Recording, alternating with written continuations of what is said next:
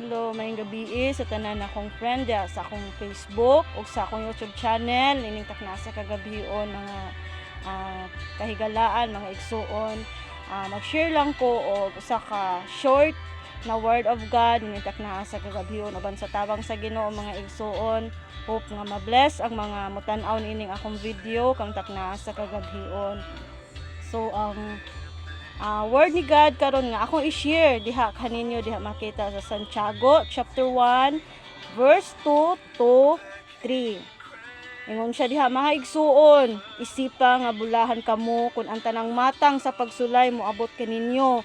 Kay nasayod kamo nga ang inyong pagtuo gisulayan lamang aron kamo mahimong malahotayon. So dalaygon ang pulong sa Ginoo mga igsoon ni taknaan no.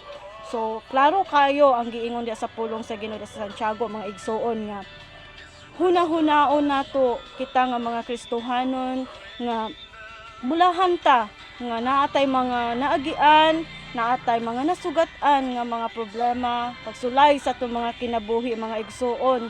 Kay tungod nakita din sa Ginoo nga sa atong kinabuhi ang atong pagtuo is na pero need nato mga igsuon nga ato pa jud na siyang patubuon kay kumabot ang mga panahon nga mas dagko pa nga mga problema ang moabot nato mga igsuon mo nang sa pagkakaron kinahanglan nga ato kining atubangon mga igsuon no ingon siya diha kay nasayod kamo nga inyong pagtuo gisulayan lamang aron kamo mahimong malahotayon.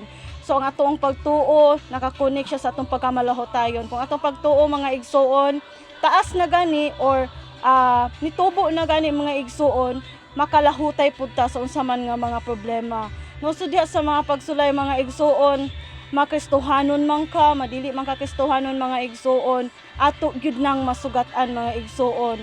Pero ang nakanindot lang nga kita naa si Kristo, kita nga gidawat nato si Kristo, naay makapaluyo ni ining tanan, naay mutabang nato mga igsuon kana mao si Kristo mga igsuon. No sa mga pagsulay, usahay gamito ng atong pamilya. Usahay kuhaan ta kung unsay naa nato sa atong mga kabtangan man, sa atong mga panginabuhian man. No, testingan ta kay nganuman pinaagi niya ng pagtesting diya sa atong pamilya. Pagtesting din sa atong mga butang kung sinaan nato is gitestingan po ang imong gugma sa buhi nga Dios. Kung ikambyo ba nimo ang Dios versus diha sa imong kabtangan, ang Dios versus diha sa imong pamilya. No like sa kinabuhi ni Job mga igsoon. Si Job ang akong isa sa example ninyo karon taknaa.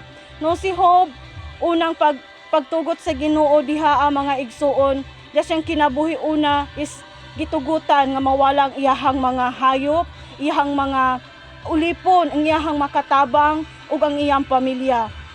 No? Dili basta-basta labi na kung pamilya mga igsoon may gamiton tungod kay sulod sa panimalay. No, pero pinaagi ni ana na mga kagubot, dili pag sinabtanay tungod kay aron sa pagtesting diha sa imong kinabuhi ba kung mubarog ba gyud ka taliwala ni ana, makapangalagad ba gyud ka kung anang imong pamilya, makapadayon pa ba ka kung imong pamilya naa sa ana mga igsoon. No, itesting ka tungod kay gusto sa Ginoo na makita ka nga kung makabarog ba ka taliwala sa imong pagsulay karon nga imong nahaguman. Kung naaman sa imong pamilya mga igsoon nga wala nakakasabot, no, duol lang ta sa Ginoo mga igsoon. Ato na pangayoon sa Ginoo tungod kay ang Ginoo dili buta, dili bungol. Pag once mo duol kaniya mga igsoon, naa siya andam nga muhupay sa imong gibati.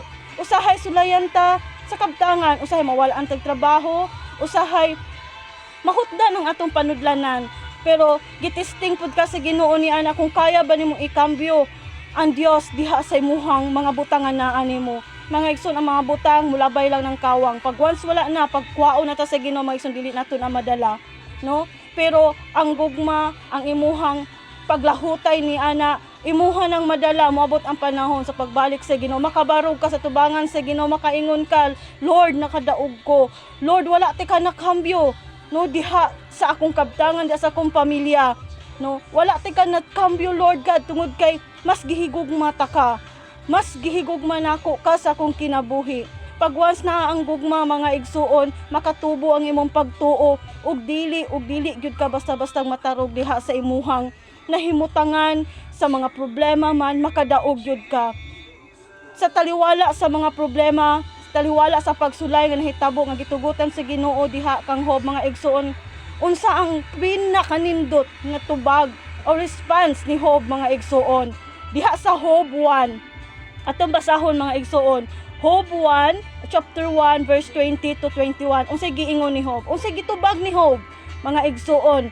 Ningon siya, mitindog si Job og sa iyang kaguol, gigisi niya iyang biste.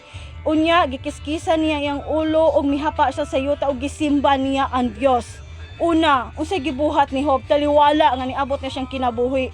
Misimba gihapon siya sa Ginoo. Wala siya mitalikod sa Ginoo. Wala niya gibalikas ang Ginoo kundi mihapa, nagpasabot once gani muhapa ka sa pagsimba sa atong buhi nga Dios mga igsoon.